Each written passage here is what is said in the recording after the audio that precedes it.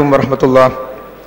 الحمد لله رب العالمين والصلاة والسلام على رسوله الأمين وعلى آله وصحبه أجمعين أما بعد. أعوذ بالله من الشيطان الرجيم. يا أيها الذين آمنوا اتقوا الله حق تقاته ولا تموتن إلا وأنتم مسلمون. بسم الله الرحمن الرحيم.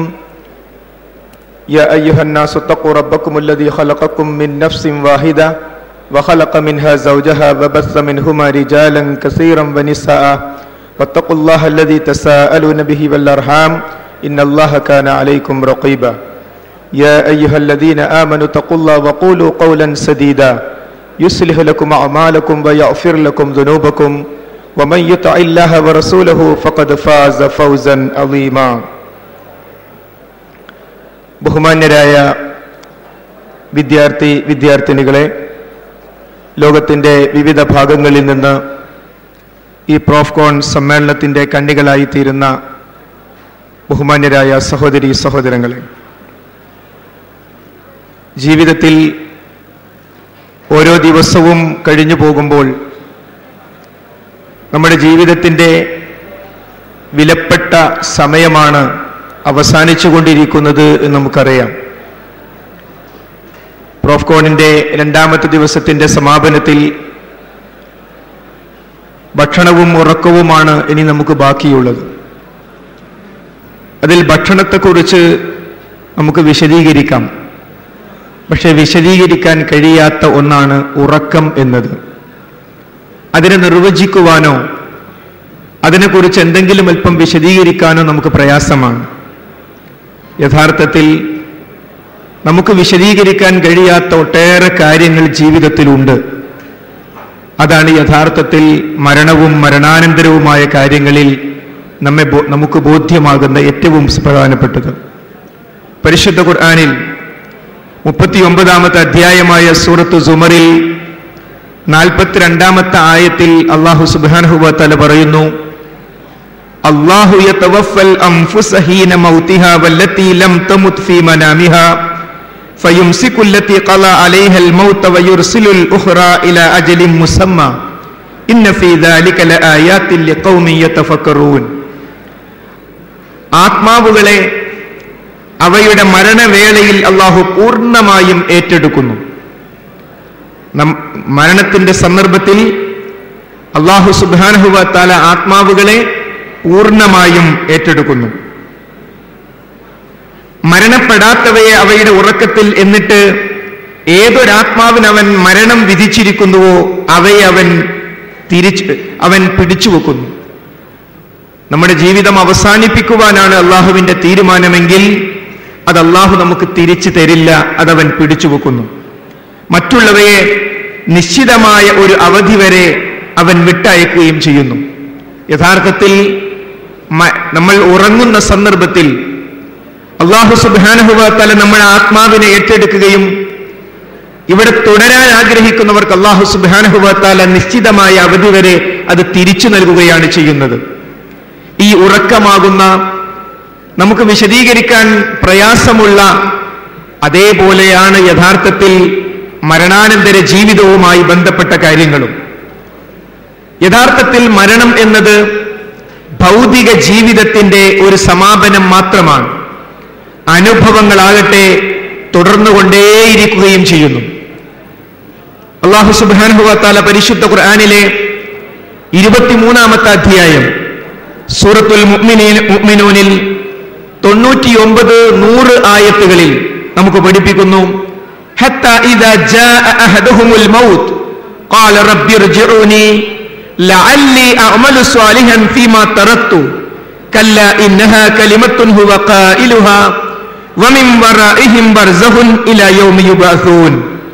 ഒരാളുടെ അടുത്ത് മരണമാസന്നമാകുന്ന സന്ദർഭത്തിൽ ആ വ്യക്തി പറയും, എന്നെ ഒന്ന് തിരിച്ചയച്ചിരുന്നുവെങ്കിൽ എനിക്ക് നഷ്ടപ്പെട്ടു പോയ പ്രവർത്തനങ്ങൾ, അമലു സ്വാലിഹാത്തുകൾ എല്ലാം എനിക്ക് ചെയ്യാമായിരുന്നുവല്ലോ എന്ന്. എന്നാൽ അല്ലാഹു സുബ്ഹാനഹു വ തആല പറയുന്നു, അതൊരു വാക്ക് മാത്രമാണ്. അത് അവൾ ഇങ്ങനെ പറഞ്ഞുകൊണ്ടേയിരിക്കും. വമിൻ വറഇഹിം ബർസഖുൻ ഇലാ യൗമി യുബഅസൂൻ. യൗമുൽ യുബ്അസ് വരെ ഒരു ബർസഖ്, ഒരു മറ അവർക്ക് നിശ്ചയിച്ചിരിക്കുന്നു. ഇതാണ് യഥാർത്ഥത്തിൽ ഖബർ ജീവിതം എന്നതുകൊണ്ട് ഉദ്ദേശിക്കുന്നത്.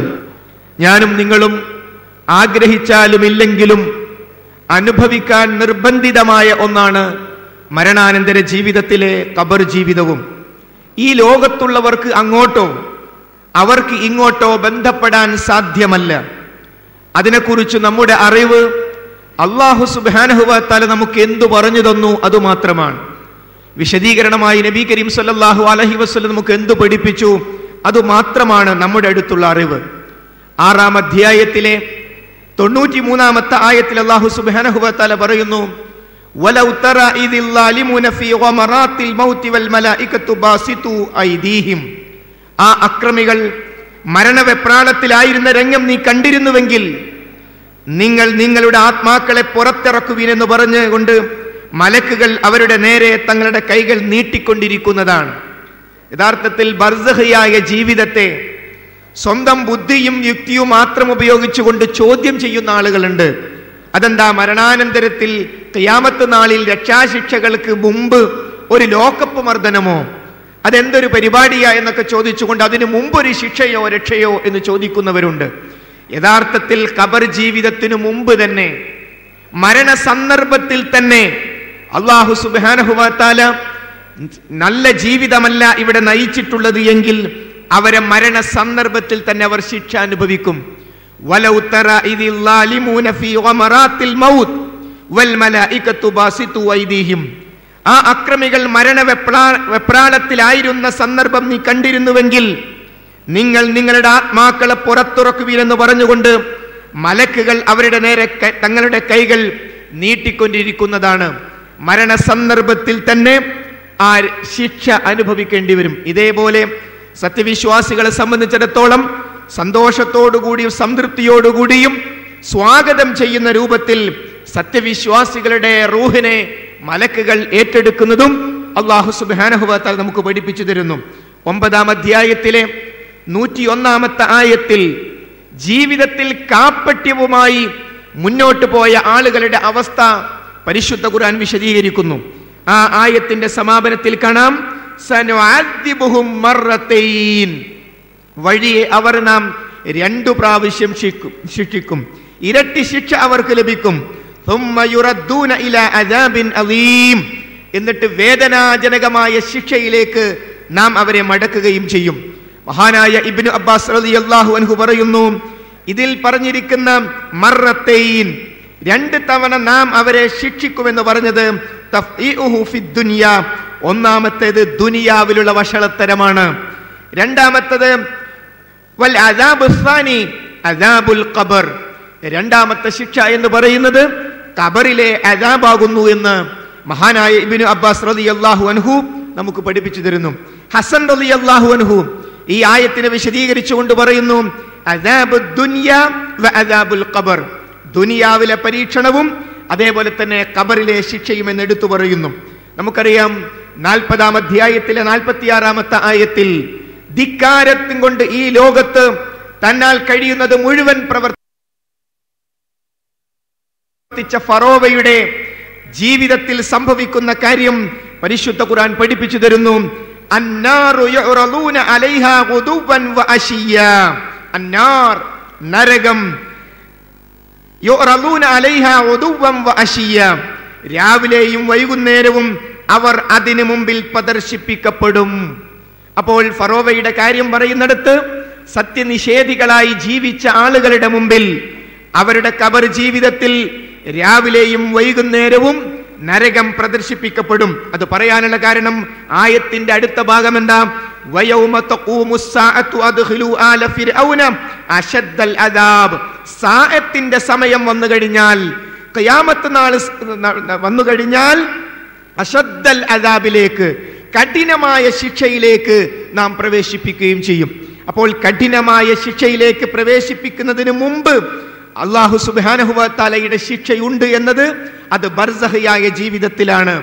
അതുകൊണ്ട് പരിശുദ്ധ ഖുർആൻ കൊണ്ട് വ്യക്തമാണ്, മരണാനന്തര ജീവിതത്തിന്റെ ഭാഗമായി മരണത്തോടുകൂടി ആരംഭിക്കുന്ന ജീവിതത്തിൽ എനിക്കും നിങ്ങൾക്കും ബർസഖിയായ ഒരു ജീവിതമുണ്ട്.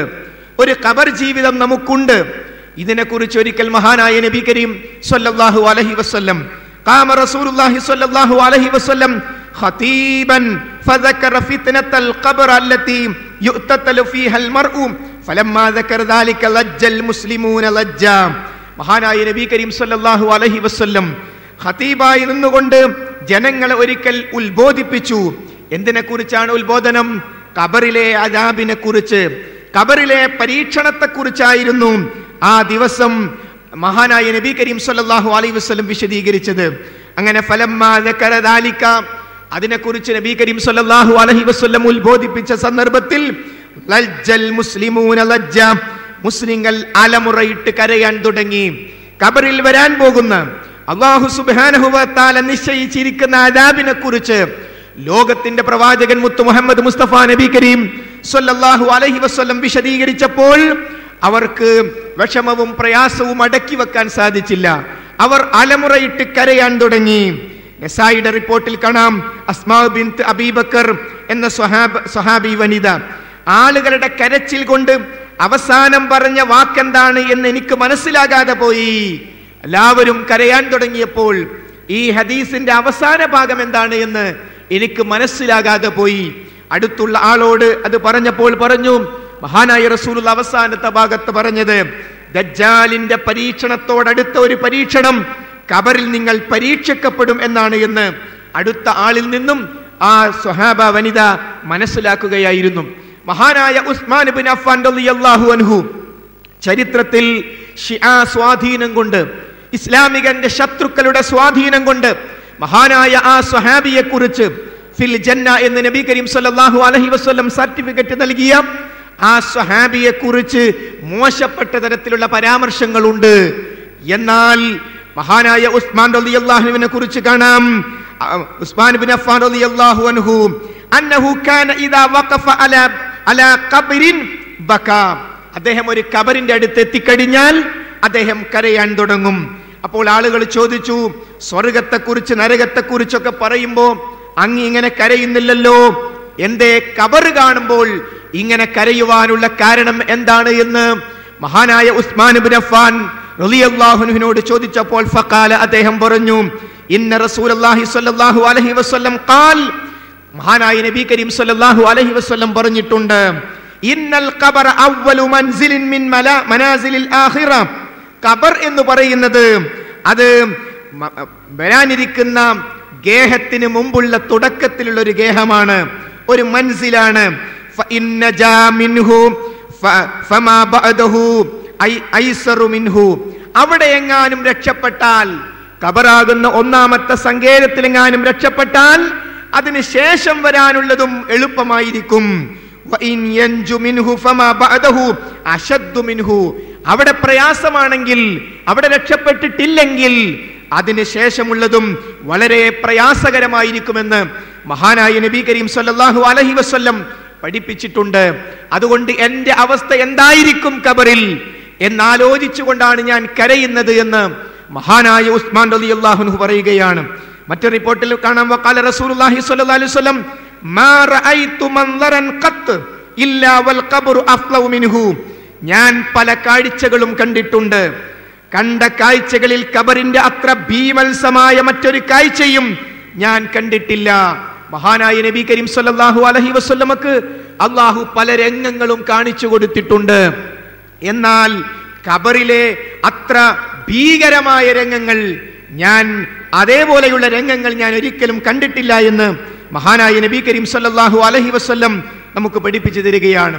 ഈ ഒരു അവസ്ഥ സഹോദരന്മാരെ, സഹോദരിമാരെ, നമുക്കെല്ലാവർക്കും അനുഭവിക്കാനുള്ളതാണ്. ആ അനുഭവങ്ങളെ ഏറ്റുവാങ്ങേണ്ടവരാണ് നമ്മൾ.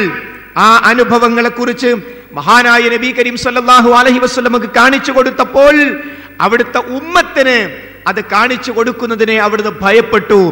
അതെങ്ങാനും നിങ്ങളെ കേൾപ്പിക്കുകയാണെങ്കിൽ, നിങ്ങളെ കാണിച്ചു തരികയാണെങ്കിൽ, പിന്നീട് നിങ്ങളുടെ കൂട്ടത്തിൽ മയ്യത്തുമായി ഖബറിന്റെ അടുത്തേക്ക് പോകാൻ ആളെ കിട്ടുകയില്ല. ആ രംഗമെങ്ങാനും എനിക്ക് അല്ലാഹു സുബ്ഹാനഹു വ തആല കാണിച്ചു തന്ന ആ രംഗമെങ്ങാനും നിങ്ങളെ കാണിച്ചു തന്നിരുന്നുവെങ്കിൽ, പിന്നീട് മയ്യത്തായി കഴിഞ്ഞാൽ നിങ്ങളെ ഖബറടക്കാൻ കൊണ്ടുപോകാൻ ആളുണ്ടാവുകയില്ല. ആ തരത്തിലാവും ആ രംഗമെന്ന് മഹാനായ നബി കരീം സല്ലല്ലാഹു അലൈഹി വസല്ലം നമുക്ക് പഠിപ്പിച്ചു തരികയാണ്. അതുകൊണ്ട് നമ്മൾ ആഗ്രഹിച്ചാലും ഇല്ലെങ്കിലും ഈ ലോക ജീവിതം നമുക്ക് ലഭിച്ചുവെങ്കിൽ യാതൊരു സംശയവും വേണ്ട, ഞാനും നിങ്ങളും മരണത്തിന്റെ മുമ്പിൽ ഹാജരാവുക തന്നെ വേണം. ഒരാൾക്കും ഒഴിഞ്ഞു മാറാൻ പറ്റാത്ത അതെ മരണം എന്ന് പറയുന്നത് ഓരോരുത്തർക്കും നിശ്ചയിച്ചു വെച്ച കാര്യമാണ്. ആ മരണത്തെ ഞാനും നിങ്ങളും അഭിമുഖീകരിച്ചേ പറ്റൂ. ആ മരണം നല്ല മരണമായി മാറണം. നല്ല മരണമാകണമെങ്കിൽ ഏത് സന്ദർഭത്തിൽ മരിക്കുമ്പോഴും നല്ലവനാകണം, നല്ലവളാകണം. അതുകൊണ്ടാണ് പരിശുദ്ധ ഖുർആനിലെ ഉപദേശം എല്ലാ സംസാരങ്ങളുടെ തുടക്കത്തിലും ഹബീബായ റസൂലുള്ള പഠിപ്പിച്ച ഉപദേശം നമ്മളൊക്കെ എല്ലാ വെള്ളിയാഴ്ചയും കേൾക്കുന്നത്, വലാ തമൂതുന്ന ഇല്ലാ വഅൻതും മുസ്ലിമൂൻ. നിങ്ങൾ മുസ്ലിങ്ങളായിട്ടല്ലാതെ മരിക്കരുത്. അപ്പോൾ മുസ്ലിങ്ങളായിട്ട് തന്നെ മരിക്കണമെങ്കിൽ എപ്പോഴും മുസ്ലിങ്ങളായി തന്നെ ജീവിക്കണം. മദ്യപാനത്തിന്റെ അവസ്ഥയിലാണ് എന്റെയും നിങ്ങളുടെയും മരണമെങ്കിൽ, തിയേറ്ററിൽ വെച്ചാണ് എന്റെയും നിങ്ങളുടെയും മരണമെങ്കിൽ, വൃത്തികെട്ട കാഴ്ചകൾ കണ്ടുകൊണ്ടിരിക്കുമ്പോഴാണ് എന്റെയും നിങ്ങളുടെയും മരണമെങ്കിൽ, അതേ അവസ്ഥയിലാണ് നാളെ ഉയർത്തെഴുന്നേൽപ്പിക്കപ്പെടുക. അതുകൊണ്ട് നമ്മുടെ മരണം നന്നാകണം. മരണം നന്നായാൽ മരണാനന്തരം നമുക്ക് നിശ്ചയിച്ച കാര്യങ്ങളും നന്നായി തീരുന്ന അവസ്ഥ ഉണ്ടാകും. അതുകൊണ്ട് മഹാനായ നബി കരീം സല്ലല്ലാഹു അലൈഹി വസല്ലം നമുക്ക് പഠിപ്പിച്ചു തരികയാണ്, ഇദാ ഫറഅ അഹദുകും മിനത് തശഹുദിൽ ആഖിർ ഫൽയസ്തഇദ് ബില്ലാഹി ബിൽ അർബഅ. നിങ്ങളിൽ ആരെങ്കിലും അത്തഹിയാത്ത് കഴിഞ്ഞാൽ നിങ്ങൾ എന്ത് ചെയ്യണം? 4 കാര്യങ്ങളുടെ വിഷയത്തിൽ അല്ലാഹു സുബ്ഹാനഹു വ തആലയോട് നിങ്ങൾ കാവൽ തേടണം.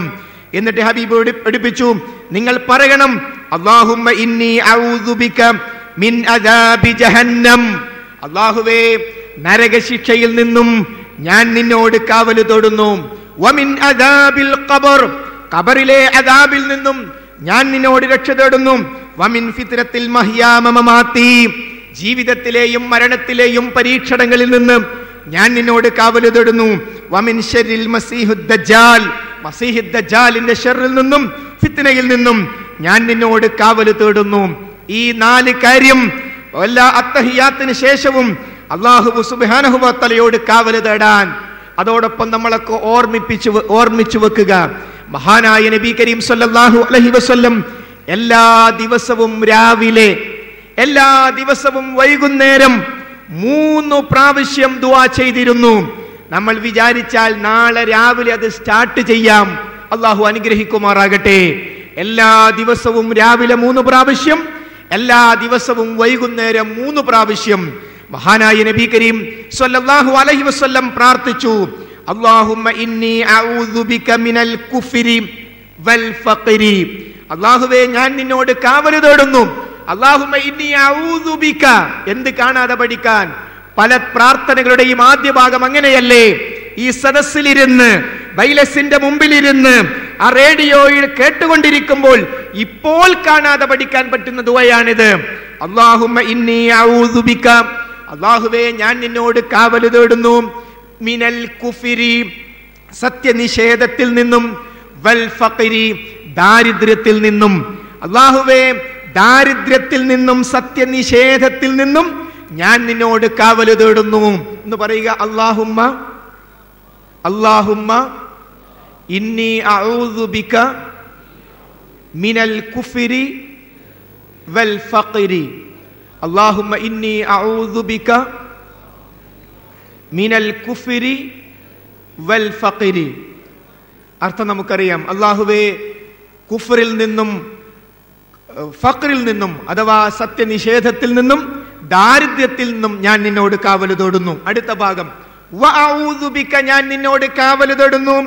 മിൻ അദാബിൽ ഖബരി, ഖബറിലെ അദാബിൽ നിന്നും. ഒരു മനുഷ്യൻ, ഒരു സത്യവിശ്വാസി ജീവിച്ചിരിക്കെ അത്തഹിയാത്തിന് പുറമെ എല്ലാ ദിവസവും രാവിലെ 3 പ്രാവശ്യം, എല്ലാ ദിവസവും വൈകുന്നേരം 3 പ്രാവശ്യം ലോകത്തിന്റെ നാഥനോട് കാവൽ തേടുന്നു, ശരണം തേടുന്നു. പടച്ചോനെ, വഅഊദു ബിക മിൻ അദാബിൽ ഖബരി, ഖബറിലെ അദാബിൽ നിന്നും ഞാൻ നിന്നോട് കാവൽ തേടുന്നു.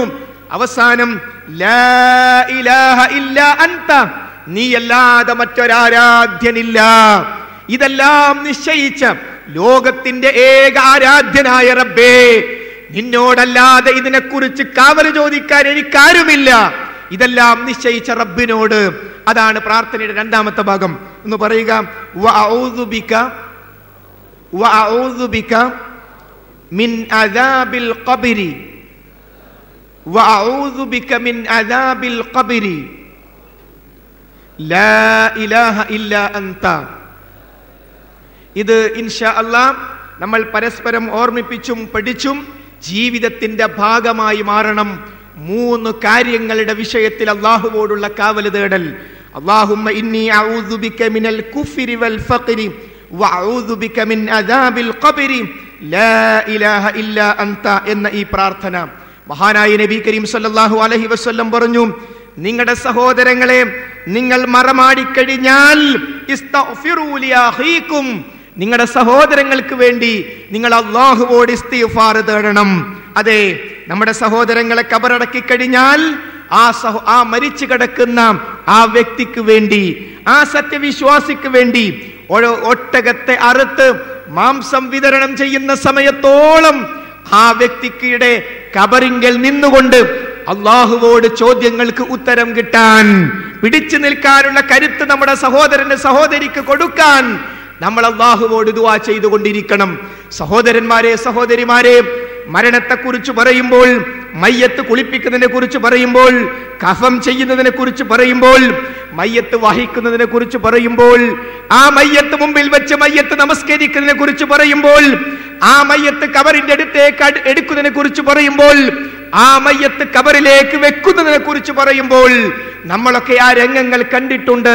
നമ്മൾ പറയാറുണ്ട്, ആ മരിച്ച മനുഷ്യനെ കുറിച്ച് പാവം, ഇനി ആ കുട്ടികൾക്കാരുണ്ട്, അയാളുടെ ഭാര്യയുടെ സ്ഥിതി എന്ത്, അവളുടെ കുടുംബത്തിന്റെ സ്ഥിതി എന്ത് എന്നൊക്കെ നമ്മൾ പറയാറുണ്ട്. പക്ഷേ ഒരു കാര്യം നമ്മൾ നമ്മിലേക്ക് ചേർത്ത് പറയണം, ആ മരിച്ചു കിടക്കുന്ന രംഗം ഒരിക്കൽ എനിക്കും നിങ്ങൾക്കും വരാനുണ്ട്. നമ്മുടെ മയ്യത്ത് അവിടെ വെക്കുകയും ആ മയ്യത്ത് കാണാൻ മറ്റുള്ള വരികയും ചെയ്യുന്ന ഒരു സന്ദർഭം, നമ്മുടെ മയ്യത്ത് കുളിപ്പിക്കാൻ എടുക്കുന്ന ഒരു സന്ദർഭം, ആ മയ്യത്ത് കഫം ചെയ്യുന്ന സന്ദർഭം, നമ്മുടെ വീട്ടുകാരുടെ മുമ്പിൽ വെച്ച് നമ്മുടെ കാര്യത്തിൽ എപ്പോഴും വിളിച്ചന്വേഷിക്കുന്ന നമ്മുടെ ഉറ്റവർ ഉടയവർ അവരുടെ മുമ്പിൽ വെച്ച് താമസിപ്പിക്കാതെ നമ്മുടെ മയ്യത്ത് നമ്മുടെ വീട്ടിൽ നിന്ന് മറക്കുന്ന സന്ദർഭം, എല്ലാവരും മൗനമായി മയ്യത്തിന്റെ പിന്നാലെ പോയി മയ്യത്ത് മുമ്പിൽ വെച്ച് ഈ മയ്യത്തുമായി ബന്ധപ്പെട്ട കടമുണ്ടെങ്കിൽ ഈ മയ്യത്തിന്റെ ഇന്ന ആളുമായി ബന്ധപ്പെടണമെന്ന വിനീതമായ ആവശ്യത്തോടുകൂടി ഒരാൾ അല്ലാഹു അക്ബർ എന്ന് പറഞ്ഞ് നമ്മളാകുന്ന മയ്യത്തിന്റെ മുമ്പിൽ വെച്ച് നമുക്ക് വേണ്ടി നമസ്കരിക്കുന്ന ഒരു രംഗം, എന്നിട്ട് ഖബർസ്ഥാനിലേക്ക് എടുക്കുന്ന രംഗം, എന്നിട്ട് എന്റെ മയ്യത്ത്, നമ്മുടെ ഓരോരുത്തരുടെയും മയ്യത്ത് ഖബറിലേക്ക് താഴ്ത്തുന്ന ഒരു രംഗം നമുക്ക് വരാനുണ്ട് എന്ന് നമ്മളെപ്പറ്റി ചിന്തിക്കുന്ന ഒരവസ്ഥ വരുമ്പോൾ തീർച്ചയായും പടച്ചവനെ ആ രംഗം നന്നാകണമെന്ന ചിന്ത തീർച്ചയായും നമുക്കുണ്ടാകും. ഇതിനെക്കുറിച്ച് പറഞ്ഞു തരാൻ ആരുണ്ട്? ഇവിടെ സംഘടനകളുണ്ട്, പ്രസ്ഥാനങ്ങളുണ്ട്, ക്യാമ്പസിൽ ഒട്ടേറെ സംവിധാനങ്ങളുണ്ട്. പക്ഷേ നമ്മളെക്കുറിച്ച് നമുക്കൊന്ന് പറഞ്ഞു തരാൻ, നമ്മുടെ മരണത്തെക്കുറിച്ചൊന്ന് പറഞ്ഞു തരാൻ, നമ്മൾ ആഗ്രഹിച്ചാലും ഇല്ലെങ്കിലും വരാനിരിക്കുന്ന മരണാനന്തര ജീവിതത്തെക്കുറിച്ച് നമുക്കൊന്ന് പറഞ്ഞു തരാൻ ആരുണ്ട് ഇവിടെ? അവിടെയാണ് പച്ചയായ ദീൻ. നമുക്ക് ഓരോരുത്തർക്കും രക്ഷയുടെ മാർഗം പഠിപ്പിച്ചു തരാൻ ഒരു സംവിധാനം വേണം. ആ ദീനിന്റെ പഠനം മഹാനായ മുത്തു മുഹമ്മദ് മുസ്തഫ നബി കരീം സ്വല്ലല്ലാഹു അലൈഹി വസല്ലം നമ്മളോടൊപ്പം ഇല്ലാത്ത ഈ സന്ദർഭത്തിലും ഖിയാമത്ത് നാൾ വരെ ആ ദീനിന്റെ സത്യത നമ്മളെ ബോധ്യപ്പെടുത്തുവാനുള്ള സംവിധാനങ്ങൾ തുടർച്ചയായി ഖിയാമത്ത് നാൾ വരെ ഇവിടെ ഉണ്ടാകും. അതിലൊരു കണ്ണിയാകാൻ, അതിൽ ഒരു കാരണക്കാരനാകാൻ, ഒരു കാരണക്കാരിയാകാനാണ് നാം ഓരോരുത്തരും ആഗ്രഹിക്കേണ്ടത്. ഖബർ ജീവിതത്തെക്കുറിച്ച്, ഖബറിലെ ശിക്ഷയെക്കുറിച്ച് പറഞ്ഞെടുത്ത് മഹാനായ നബി കരീം സ്വല്ലല്ലാഹു അലൈഹി വസല്ലം പഠിപ്പിച്ച 1-2 കാര്യങ്ങൾ കൂടി. വ്യഭിചരിച്ച ആളുകൾ, ഈ ദുനിയാവിൽ വെച്ച് വ്യഭിചാരത്തിൽ ഏർപ്പെട്ട ആളുകൾ, അത്തരം ആളുകൾക്ക് ഖബറിലുണ്ടാകുന്ന ശിക്ഷ കത്തിജ്വലിക്കുന്ന നരകത്തിന്റെ തീജ്വാലകൾക്ക് മുകളിൽ ചില പുരുഷന്മാരും സ്ത്രീകളും നഗ്നന്മാരും നഗ്നകളുമായി തിരിഞ്ഞു കളിക്കും. ആരാണവർ? വ്യഭിചരിച്ചവർ. ആ കത്തിജ്വലിക്കുന്ന നരകത്തിന്റെ തീജ്വാലകൾക്ക് മുകളിൽ ഞാനും നിങ്ങളും ഉണ്ടാകാൻ പാടുണ്ടോ? നാമാണ് നിശ്ചയിക്കേണ്ടത്, നാമാണ് തീരുമാനിക്കേണ്ടത്.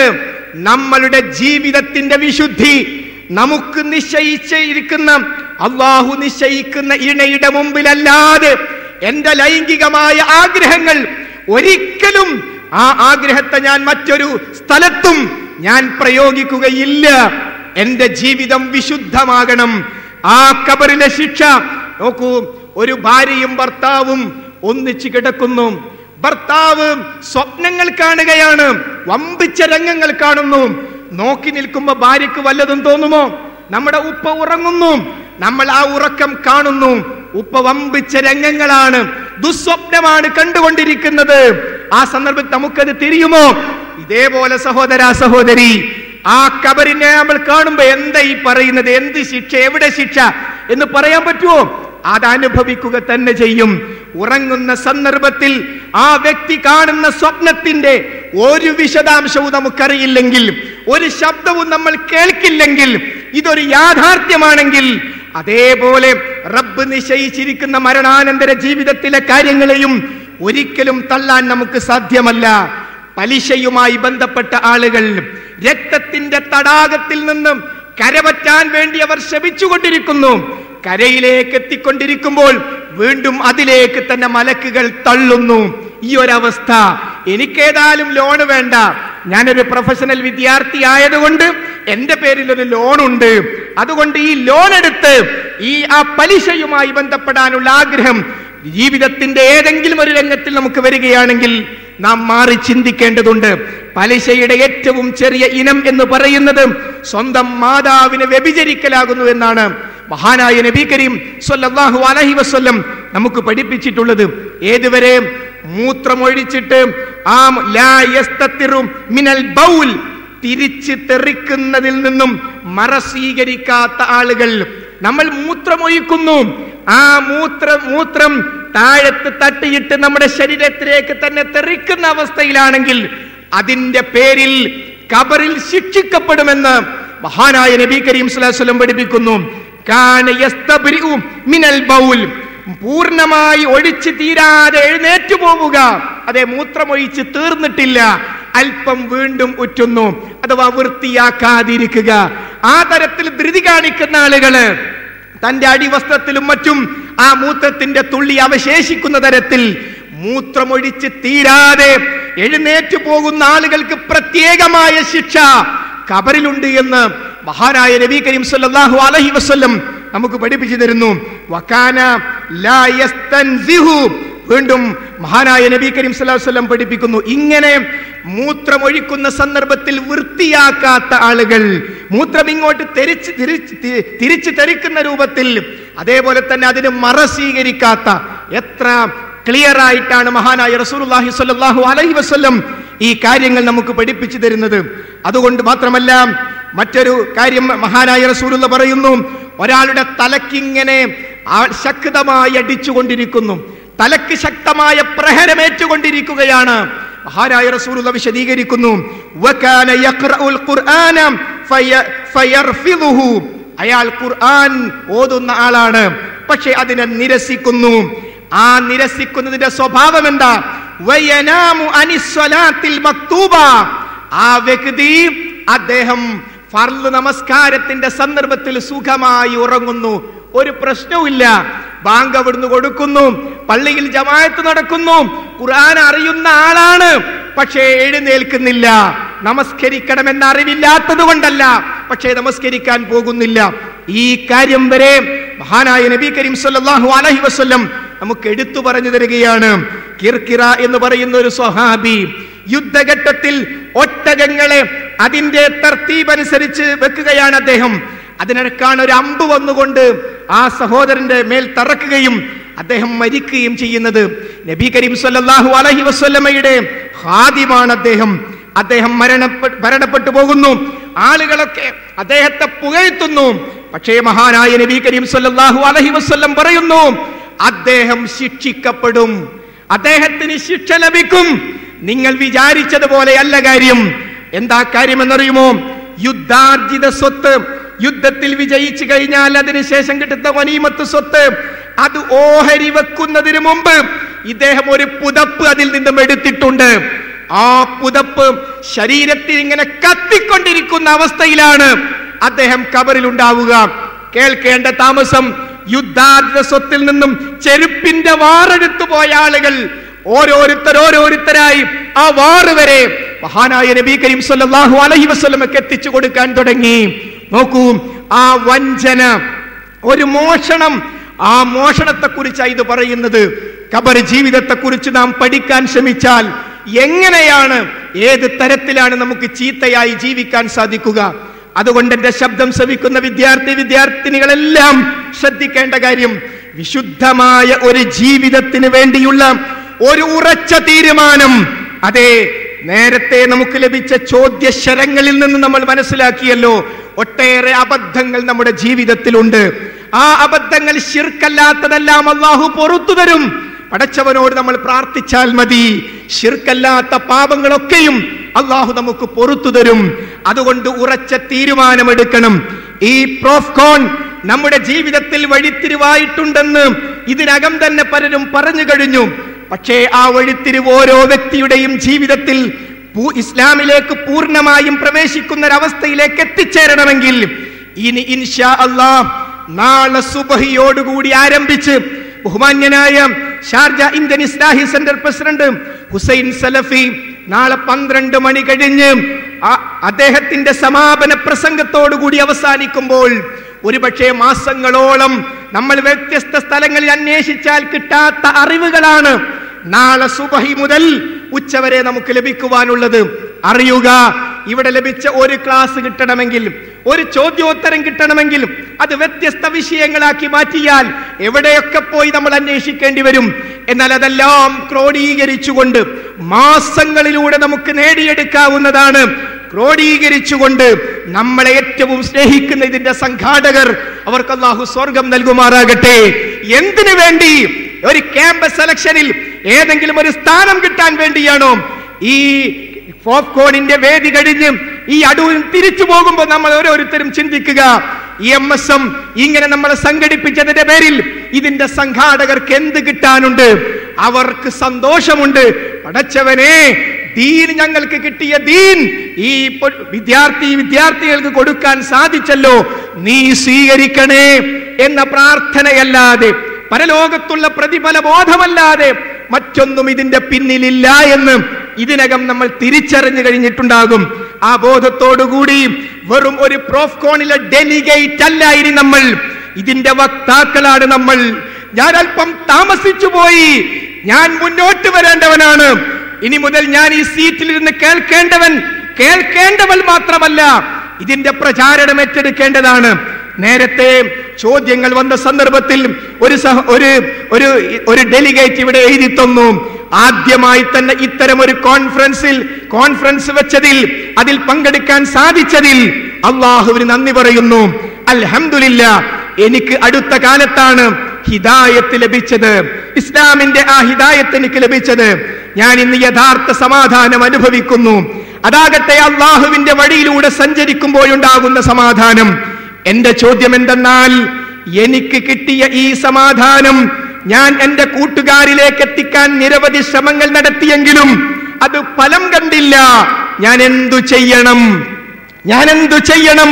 അടുത്ത കാലത്താണ് ഇസ്ലാമാകുന്ന സമാധാനത്തിന്റെ സന്ദേശം എനിക്ക് കിട്ടിയിട്ടുള്ളത്. അതിൽ സന്തോഷമുണ്ട്. എന്നാൽ ഈ ചോദ്യകർത്താവിന്റെ ഉദ്ദേശ്യം എന്താണ്? എനിക്ക് കിട്ടിയ ഈ സമാധാനം ഞാൻ മറ്റുള്ളവരിലേക്ക് പകരാൻ ശ്രമിച്ചു, പക്ഷെ അത് ഫലപ്പെടുന്നില്ല. സന്തോഷിക്കുക, പടച്ച തമ്പുരാൻ പറഞ്ഞിട്ടുണ്ട്, ഫദക്കിർ ഇന്നമാ അൻത മുദക്കിർ ലസ്ത അലൈഹിം ബിമുസൈതിർ. നീ ഉത്ബോധിപ്പിക്കുക, നീ ഒരു ഉത്ബോധകൻ മാത്രമാണ്. ലസ്ത അലൈഹിം ബിമുസൈതിർ, നീ അവരുടെ മേൽ കൈകാര്യകർത്താവല്ല, പറഞ്ഞു കൊടുക്കേണ്ട ബാധ്യത മാത്രം. അതൊരു വലിയ സമാധാനമല്ലേ? ഹിദായത്ത് കൊടുക്കേണ്ടത് നമ്മളല്ല, അല്ലാഹുവാണ്. അല്ലാഹു സുബ്ഹാനഹു വ തആലയാണ്. ഒരനുയായിയെപ്പോലും കിട്ടാത്ത പ്രവാചകന്മാർ നാളെ പരലോകത്ത് വരും. 20 അനുയായികളെ മാത്രമാണ് നൂഹ് നബി അലൈഹിസ്സലാം ലഭിച്ചത് 950 കൊല്ലം പ്രബോധനം ചെയ്തിട്ട്. അതുകൊണ്ട് എത്രയാളെ കിട്ടി എന്ന ചോദ്യമില്ല, ദൗത്യം നിർവഹിച്ചോ എന്ന ചോദ്യമേ ഉള്ളൂ. അതുകൊണ്ട് തീരുമാനമെടുക്കണം. നമുക്ക് ഇനിയും പഠിക്കണം. എന്താണ് പ്രോഫ്കോൺ ഇതുവരെ നമുക്ക് കിട്ടിയത്?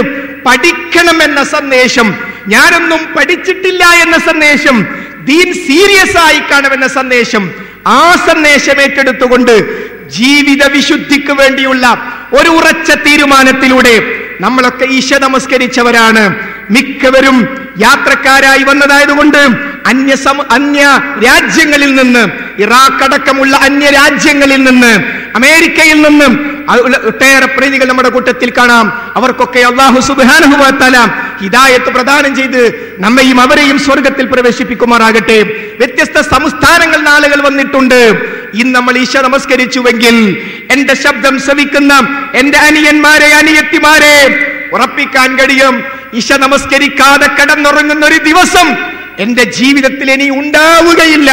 അല്ലാഹു നമ്മെ അനുഗ്രഹിക്കുമാറാകട്ടെ. കാഫറായി മരിക്കാൻ, കാഫറത്തായി മരിക്കാൻ ഞാനില്ല എന്ന ഉറച്ച തീരുമാനം. സുബഹിക്ക്, അതെ, ഇന്ന് 6 മണിയോടുകൂടിയാണ് സുബഹി വരുന്നത്, 5:40 ബാങ്ക്. എങ്കിൽ ആ സുബഹിയുടെ സമയത്ത് ഞാൻ സുബഹി നമസ്കരിക്കും. നമസ്കാരം എന്റെ ജീവിതത്തിൽ ഉപേക്ഷിച്ചു പോകുന്ന പ്രശ്നമില്ല എന്ന ഉറച്ച തീരുമാനമെടുക്കാൻ, ഖുർആൻ കയ്യിലെടുക്കാൻ, ഹദീസ് കയ്യിലെടുക്കാൻ, അങ്ങനെ നമ്മുടെ ജീവിതമാകുന്ന ഈ കോഴ്സിനിടക്ക് ഏത് സന്ദർഭത്തിൽ അല്ലാഹു സുബ്ഹാനഹു വ തആല തിരിച്ചു വിളിച്ചാലും സന്തോഷത്തോടുകൂടി ആ വിളിക്കുത്തരം നൽകുന്ന ഒരവസ്ഥയിലേക്ക് എത്തിച്ചേരാൻ നമുക്ക് ഓരോരുത്തർക്കും സാധിക്കണം. ഞാൻ അവസാനിപ്പിക്കുന്നു. നമ്മുടെ എല്ലാവരുടെയും ചുണ്ടുകളിൽ നിന്ന് ഹൃദയത്തിൽ തട്ടിയ പ്രാർത്ഥന പുറത്തേക്ക് വരണം. റബ്ബേ, ഞങ്ങൾ പാപികളാണ്, അബദ്ധം പറ്റിപ്പോയവരാണ്, ഞങ്ങളെ നീ സ്നേഹിക്കണേ എന്ന്, ഞങ്ങളെ പരിഗണിക്കണേ എന്ന്. സഹോദരന്മാരെ, സഹോദരിമാരെ, ഇവിടെ ലഭിച്ച ഒട്ടേറെ ചോദ്യങ്ങൾ ഒരു സെഷനായി നടത്തേണ്ടതാണ്. ഒരിറ്റ് സമാധാനവും ശാന്തിയും കിട്ടാൻ എന്ത് ചെയ്യണമെന്ന ചോദ്യമാണ് ഗൈഡൻസ് സെന്ററിൽ കുന്നുകൂടി കിടക്കുന്നതെങ്കിൽ, ഇവിടെ ലഭിച്ചതെങ്കിൽ അറിയുക, നമ്മെ ഏറ്റവും കൂടുതൽ സ്നേഹിക്കുന്നത് നമ്മുടെ ഉപ്പയല്ല, നമ്മുടെ ഉമ്മയല്ല, അനിയത്തിയോ ജ്യേഷ്ഠത്തിയോ ഒന്നുമല്ല. നമ്മെ ഏറ്റവും കൂടുതൽ സ്നേഹിക്കുന്നത് ഉമ്മയെ നമുക്ക് നൽകിയ, ഉമ്മയിലൂടെ ആ സ്നേഹം നൽകിയ, ഉപ്പയെ നൽകിയ, ഉപ്പയിലൂടെ സ്നേഹം നൽകിയ, ഇവരെ എല്ലാവരെയും സൃഷ്ടിച്ച അല്ലാഹു സുബ്ഹാനഹു വ തആലയാണ്. അല്ലാഹുവിന്റെ ഒരു വിശേഷണമാണ് അൽ വദൂദ്, ഏറ്റവും സ്നേഹമുള്ളവൻ, നമ്മെ ഏറ്റവും കൂടുതൽ സ്നേഹിക്കുന്നവനാണ് അല്ലാഹ് എന്ന് സ്വന്തം മനസ്സിനെ ഒന്ന് പഠിപ്പിക്കൂ. പിന്നീട് നിരാശക്ക് എവിടെ സ്ഥാനം? നമ്മളെ ആരും പരിഗണിച്ചിട്ടില്ലെങ്കിൽ, നമ്മൾക്ക് പരീക്ഷയിൽ ഒരു പരാജയം വന്നാൽ, നമുക്ക് നിരാശകൾ വന്നാൽ, എന്തിന് ബ്ലേഡ് അന്വേഷിക്കണം, എന്തിന് കയർ അന്വേഷിക്കണം, എന്തിന് മദ്യത്തിന്റെ മയക്കുമരുന്നിന്റെ പിന്നാലെ പോകണം? എനിക്കെന്റെ റബ്ബുണ്ട്. ആ റബ്ബ് എന്നെ ഏറ്റവും ഇഷ്ടപ്പെടുന്നവനാണ്. ഞാൻ ചെയ്തു പോയ അബദ്ധങ്ങളെങ്ങാനും അവനോട് എടുത്തു പറഞ്ഞാൽ അവനോട് ഇഷ്ടം കൂടും. അതൊരു വലിയ അനുഗ്രഹമല്ലേ? ആ റബ്ബിനെ മുറുകെ പിടിക്കുക, അതാണ് നമുക്കുള്ള രക്ഷാമാർഗം. അങ്ങനെ ഏറ്റവും ഇഷ്ടപ്പെടുന്ന ഒരു റബ്ബ് നമുക്കുണ്ടെങ്കിൽ ആ റബ്ബിനോട് ഒരു കാര്യം പറയാൻ ഇടക്കാള് വേണോ? ആവശ്യമില്ലല്ലോ. ഏറ്റവും കൂടുതൽ സ്നേഹിക്കുന്നവരോട് ഒരു കാര്യം പറയാൻ ഇടക്കാൾ ആവശ്യമില്ല. അതുകൊണ്ട് ആ റബ്ബിനോട് നേരിട്ട് പ്രാർത്ഥിച്ച് ആ റബ്ബിന്റെ ദീൻ ജീവിതത്തിലേക്ക് ആവാഹിച്ചെടുത്ത് സന്തോഷത്തോടുകൂടി ജീവിക്കാൻ നമുക്ക് സാധിക്കണം. അങ്ങനെ നല്ല മരണവും മരണാനന്തര ജീവിതവും നേടിയെടുക്കുക എന്ന ഏറ്റവും വലിയ ഭാഗ്യത്തിന്റെ ഉടമകളായി തീരാൻ, ഈ പ്രോഫ്കോണിന്റെ സംഘാടക റോളിലേക്ക് എത്തിപ്പെടാൻ MSM എന്നത് നമ്മുടേതെല്ലാവരുടേതുമാണ്. നമുക്ക് സ്വർഗം കിട്ടാനുള്ള ഒരു മാധ്യമമാണ്. നിങ്ങൾ ആരെങ്കിലും MSMനെ കണ്ടിട്ടുണ്ടോ? ഇല്ലല്ലോ. നമ്മൾ എഴുതി വെച്ചൊരു 3 ഇംഗ്ലീഷ് അക്ഷരം മാത്രം. അതൊരു സംവിധാനമാണ്. ഈ കുട്ടികൾക്ക് സ്വർഗത്തിലേക്കുള്ള മാർഗം കാണിച്ചു കൊടുക്കാൻ, നരകരക്ഷയുടെ മാർഗം കാണിച്ചു കൊടുക്കാൻ. അത് ഭൗതികമായ എന്തെങ്കിലും താല്പര്യങ്ങൾക്ക് വേണ്ടിയുള്ളതല്ല. അതുകൊണ്ട് നിങ്ങളുടെ ക്യാമ്പസിൽ വന്ന്, നിരന്തരമായി നിങ്ങളുടെ റൂമുകളിൽ വന്ന് എന്തിനായിരുന്നു നിങ്ങളെ ക്ഷണിച്ചതെന്ന് ഇപ്പോൾ മനസ്സിലായില്ലേ? അതെ, ആ ക്ഷണിച്ച വ്യക്തിയുടെ ഭൗതികമായ താല്പര്യങ്ങൾക്ക് വേണ്ടിയായിരുന്നില്ല. സംസ്ഥാനത്തിന്റെ വ്യത്യസ്ത ഭാഗങ്ങളിൽ നിന്നും വാഹനമെടുത്ത് നിങ്ങളുടെ ക്യാമ്പസിൽ വന്ന് രാത്രി 12 മണി വരെ സ്ക്വാഡ് വർക്ക് നടത്തിയത് എന്തിനായിരുന്നു എന്ന് ഇപ്പോൾ മനസ്സിലായില്ലേ? നിങ്ങൾക്കൊരു പരലോകമുണ്ടെന്ന് പറഞ്ഞു തരാൻ, അവിടെ രക്ഷപ്പെടാൻ ഈ പച്ചയായ ദീനല്ലാതെ മറ്റു മാർഗമൊന്നും ഇല്ല എന്ന് സ്നേഹബുദ്ധിയ പറഞ്ഞു തരാൻ ആ ഉപദേശം നൽകുന്ന ആളുകളുടെ സ്ഥാനത്തേക്ക് ഉയർന്നു വന്ന് ഇതിന്റെ സംഘാടകരായി മാറാൻ, ഈ ദൗത്യം ഏറ്റെടുക്കാൻ, എന്നിട്ട് നമ്മുടെ നാടുകളിലേക്ക് പോയി ഈ ഖുർആനിന്റെ ഹദീസിന്റെ സന്ദേശം അവർക്ക് എത്തിച്ചു കൊടുക്കാൻ നമുക്ക് സാധിക്കണം. പലപ്പോഴും ചോദ്യങ്ങൾ വന്നു, ഇവിടെ കുറെ പ്രസ്ഥാനങ്ങൾ ഉണ്ടല്ലോ, എന്തേ മുജാഹിദുകളിൽ തന്നെ പലതും പറയുന്നുണ്ടല്ലോ. ഒന്നേ നമുക്ക് പറയാനുള്ളൂ, പരിശുദ്ധ ഖുർആനും നബി കരീം സല്ലല്ലാഹു അലൈഹി വസല്ലമയുടെ ചര്യയുമാകുന്ന ഈ രണ്ട് പ്രമാണങ്ങൾ എങ്ങനെ പഠിക്കണമെന്നും എങ്ങനെ മനസ്സിലാക്കണമെന്നും ഖുർആൻ തന്നെ പഠിപ്പിച്ചിട്ടുണ്ട്, ഹദീസ് തന്നെ പഠിപ്പിച്ചിട്ടുണ്ട്. അതാ റസൂലുള്ളാഹി പറഞ്ഞത്, മാ അന അലൈഹി വസ്ഹാബി, ഞാനും എന്റെ സ്വഹാബത്തും ഏതൊരു മാർഗത്തിലാണോ ആ മാർഗം. ഓരോ ആയത്തും ഹദീസും അത് പറഞ്ഞ റസൂലുള്ളാഹിയും ആദ്യമായി കേട്ട സ്വഹാബത്തും എങ്ങനെ പഠിച്ചുവോ മനസ്സിലാക്കിയോ അതുപോലെ പഠിക്കുക, അതുപോലെ മനസ്സിലാക്കുക. അതാണ് ഈ MSMന്റെ പ്രത്യേകത. ഇത് പണ്ടുള്ളതാണ്, വളരെ പഴക്കമുണ്ട്, പക്ഷെ പഴഞ്ചനല്ല. പഴക്കമുണ്ട്, 1400 പഴക്കമുണ്ട്, പക്ഷെ പഴഞ്ചനല്ല. ഒന്നും പുതുതായി അംഗീകരിക്കില്ല. വഹിയിൽ എന്താണോ പറഞ്ഞത് അത് തന്നെ, അതാണ് രക്ഷാമാർഗം. അതുകൊണ്ട് ഖുർആനിന്റെ സുന്നത്തിന്റെ മാർഗത്തിലുള്ള ഈ വെളിച്ചത്തിന്റെ വാഹകരായി മാറാതിരിക്കാൻ എനിക്കും നിങ്ങൾക്കും എന്ത് ന്യായം? ഒരു ന്യായവുമില്ല. MSMൽ ആളെ കൂട്ടാനല്ല, മറിച്ച് സ്വർഗത്തിലേക്കുള്ള വഴി കാണിച്ചു കൊടുക്കാൻ, നരകരക്ഷയുടെ മാർഗം കാണിച്ചു കൊടുക്കാൻ. ക്യാമ്പസുകളിലേക്ക് തിരിച്ചു വരുമ്പോൾ പലർക്കും നമ്മളോട് പലതും ചോദിക്കാനുണ്ട്. പക്ഷേ അവിടെ ഒരു നിത്യ പ്രോഫ്കോൺ, അതാണ് CRE. അതാണ് CRE. ആ CRE നമ്മുടെ ക്യാമ്പസിൽ തുടങ്ങാതിരിക്കാൻ വല്ല ന്യായവുമുണ്ടെങ്കിൽ ഇന്ന് കിടക്കുമ്പോൾ ഒന്ന് ആലോചിക്കുക. നമ്മുടെ ക്യാമ്പസിൽ ഈ ക്യാമ്പിൽ പങ്കെടുക്കുന്ന ദശക്കണക്കിന് അമുസ്ലിം സഹോദരങ്ങളുണ്ട്. അവർക്ക് പോലും പങ്കെടുക്കാവുന്ന ഒരു CRE എന്റെ സ്ഥാപനത്തിൽ ഉണ്ടാകണം. എനിക്ക് സ്വർഗം കിട്ടാൻ, എന്റെ സുഹൃത്തുക്കൾക്ക് സ്വർഗം കിട്ടാൻ. കോഴിക്കോട് മെഡിക്കൽ കോളേജിൽ ഒരു പാരാമെഡിക്കൽ കോഴ്സിന് പഠിച്ചുകൊണ്ടിരിക്കുന്ന സന്ദർഭത്തിൽ എന്റെ പ്രിയപ്പെട്ട സുഹൃത്തായിരുന്ന അബ്ദുസ്സമദ് 4ാം വർഷത്തിൽ മരിച്ചുപോയി. ആത്മഹത്യയായിരുന്നു അത്. ഇന്റേണൽ അസസ്മെന്റുമായി ബന്ധപ്പെട്ടുണ്ടായ ടെൻഷൻ, ഒരു ബ്ലേഡ് എടുത്ത് കൈക്ക് വെച്ച് ആ രക്തം വാർന്നാണ് അബ്ദുസ്സമദ് മരണപ്പെട്ടു പോയതെങ്കിൽ, അബ്ദുസ്സമദിന് നിശ്ചയിച്ച, അദ്ദേഹം പാസ്സാകാൻ ആഗ്രഹിച്ച, അദ്ദേഹത്തിന്റെ കുടുംബം ആഗ്രഹിച്ച MBBS പാസ്സാകുന്നതിന് മുമ്പ്, MBBSന്റെ കോഴ്സ് പാസ്സാകും മുമ്പ് ജീവിതമാകുന്ന കോഴ്സ് അവിടെ തീർന്നുപോയി അല്ലേ? അപ്പോൾ നമ്മുടെ കോഴ്സ് പാസ്സാകുമോ? നമ്മൾ PGയിലേക്ക് എത്തുമോ? ഒന്നും നമുക്കറിയില്ല. അതിനു മുമ്പ് ജീവിതമാകുന്ന കോഴ്സ് അവസാനിച്ചേക്കാം. ഏത് സന്ദർഭത്തിൽ അവസാനിച്ചാലും സന്തോഷത്തോടുകൂടി മലക്കുകൾ നമ്മളെ ഏറ്റെടുക്കുന്ന ഒരവസ്ഥ ഉണ്ടാകണം. അതിനു വേണ്ടിയുള്ള ഉറച്ച തീരുമാനം. റബ്ബേ, എനിക്ക് അബദ്ധം പറ്റിയിട്ടുണ്ട്, ഞാനൊരു പാപിയാണ്. ഒരർത്ഥത്തിൽ പറഞ്ഞാൽ എന്റെ കഴിഞ്ഞകാല ജീവിതമെങ്ങാനും ഈ നാട്ടിലൊരു വീഡിയോ കാണിക്കുകയാണെങ്കിൽ ഞാൻ നാട് വിടേണ്ടി വരും. അത്രമാത്രം വലിയ തെറ്റുകളും കുറ്റങ്ങളുമാണ് ഞാൻ ചെയ്തത്. പക്ഷേ അല്ലാഹു കാരുണ്യവാനാണ്. ആ കാരുണ്യവാനായ റബ്ബിന്റെ മുമ്പിലേക്ക് നമ്മളത് സമർപ്പിച്ചാൽ റബ്ബ് നമുക്കത് പൊറുത്തു തരും. അതുകൊണ്ട് ആ പടച്ചവനെ മുറുകെ പിടിച്ച് ദീനിന്റെ മാർഗത്തിൽ മുന്നോട്ട് പോകാനും ഏറ്റവും നല്ല മരണത്തെ സ്വീകരിക്കാനും നമ്മൾ ആഗ്രഹിക്കുക. അല്ലാഹു സുബ്ഹാനഹു വ തആല നമ്മെ എല്ലാവരെയും അനുഗ്രഹിക്കുമാറാകട്ടെ. അല്ലാഹുവേ, ഞങ്ങൾക്ക് ഏറ്റവും നല്ലൊരു മരണത്തെ നീ പ്രദാനം ചെയ്യണമേ. ആ മരണാനന്തരം നീ നിശ്ചയിക്കുന്ന ആ ഖബർ ജീവിതം, രാവിലെയും വൈകുന്നേരവും സ്വർഗം നീ കാണിച്ചു കൊടുക്കുന്നവരിൽ നീ ഞങ്ങളെ എല്ലാവരെയും ഉൾപ്പെടുത്തണമേ. അല്ലാഹുവേ, രാവിലെയും വൈകുന്നേരവും കുഫ്റിൽ നിന്ന്, ഫഖറിൽ നിന്നും, ഖബറിലെ അദാബിൽ നിന്നും നിന്നോട് കാവൽ തേടുന്ന ദുആ പ്രാവർത്തികമാക്കാൻ നീ ഞങ്ങൾക്ക് തൗഫീഖ് നൽകണമേ. അല്ലാഹുവേ, ഞങ്ങളുടെ ജീവിതത്തിൽ വല്ലാത്തൊരു ചേഞ്ച്, നന്മയിലേക്കുള്ള ഒരു മാറ്റത്തിന്റെ കാരണമായി ഈ സംവിധാനത്തെ, ഈ പ്രോഫ്കോൺ സമ്മേളനത്തെ ഞങ്ങൾക്ക് നീ കാരണമാക്കി തീർക്കണമേ. അല്ലാഹുവേ, ഈ മാർഗം കാണിച്ചു തരാൻ ഊണുമുറക്കുമില്ലാതെ പ്രവർത്തിച്ചു കൊണ്ടിരുന്ന ഈ സഹോദരങ്ങൾക്ക് നീ കൂടുതൽ ശക്തിയും ഊർജവും ഈ രംഗത്ത് പ്രദാനം ചെയ്യണമേ. ഞങ്ങളെ എല്ലാവരെയും നീ സ്വർഗത്തിൽ പ്രവേശിപ്പിക്കണമേ. ഈ അടൂരിലും പരിസര പ്രദേശങ്ങളിലും ഇൻസൈറ്റ് എക്സിബിഷൻ ഉൾപ്പെടെയുള്ള ഒട്ടേറെ ദഅവാ പ്രവർത്തനങ്ങൾ നടന്നിട്ടുണ്ട്. അത് ഒട്ടേറെ ആളുകൾക്ക് വെളിച്ചം, ഇസ്ലാമിന്റെ വെളിച്ചം കിട്ടാനുള്ള ഒരു കാരണമായി നീ മാറ്റണമേ. റബ്ബനാ തഖബ്ബൽ മിന്നാ ഇന്നക അൻതസ് സമീഉൽ അലീം വതുബ് അലൈനാ ഇന്നക അൻതത് തവ്വാബുർ റഹീം വഗ്ഫിർ ലനാ യാ ഗാഫിറൽ മുദ്നിബീൻ വൽഹംദുലില്ലാഹി റബ്ബിൽ ആലമീൻ. അസ്സലാമു അലൈക്കും വറഹ്മത്തുള്ളാഹി.